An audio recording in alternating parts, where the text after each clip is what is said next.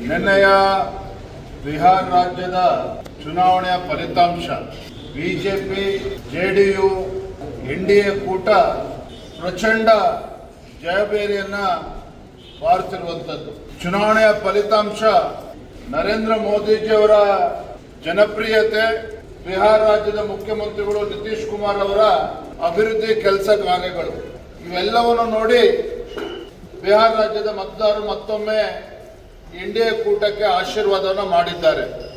ಚುನಾವಣಾ ಚಾಣಕ್ಯ ಅಮಿತ್ ಶಾಜಿ ಅವರ ಒಂದು ಸ್ಟ್ರಾಟಜಿ, ರಾಷ್ಟ್ರೀಯ ಅಧ್ಯಕ್ಷ ನಡ್ಡಾಜಿಯವರ ನೇತೃತ್ವ ಮತ್ತು ಚುನಾವಣೆಯ ಉಸ್ತುವಾರಿ ವಹಿಸಿದ್ದಂತಹ ಕೇಂದ್ರದ ಸಚಿವರು ಧರ್ಮೇಂದ್ರ ಪ್ರಧಾನ್ ಮತ್ತೆ ಬಿಜೆಪಿ ಜೆಡಿಯು ನಮ್ಮ ಎನ್ಡಿಎ ಪಕ್ಷದ ಕಾರ್ಯಕರ್ತರ ಪರಿಶ್ರಮ ಇದೆಲ್ಲದರ ಪರಿಣಾಮವಾಗಿ ಒಂದು ಐತಿಹಾಸಿಕ ಗೆಲುವು ದಾಖಲಾಗಿದೆ.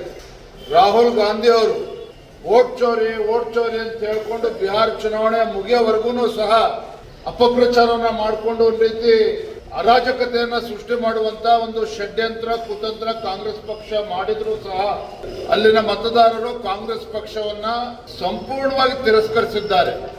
ಬಿಹಾರ ರಾಜ್ಯದ ಪ್ರಜ್ಞಾವಂತ ಮತದಾರರು ಏನೇ ಹಿಂದಿನ ಲಾಲು ರಾಬ್ರಿ ಕಾಲದ ಸರ್ಕಾರ ಏನಿತ್ತು ಜಂಗಲ್ ರಾಜ್, ಆ ಜಂಗಲ್ ರಾಜ್ ಅನ್ನ ಬಿಹಾರ ಜನತೆ ಇನ್ನೂ ಕೂಡ ಮರ್ತಿಲ್ಲ.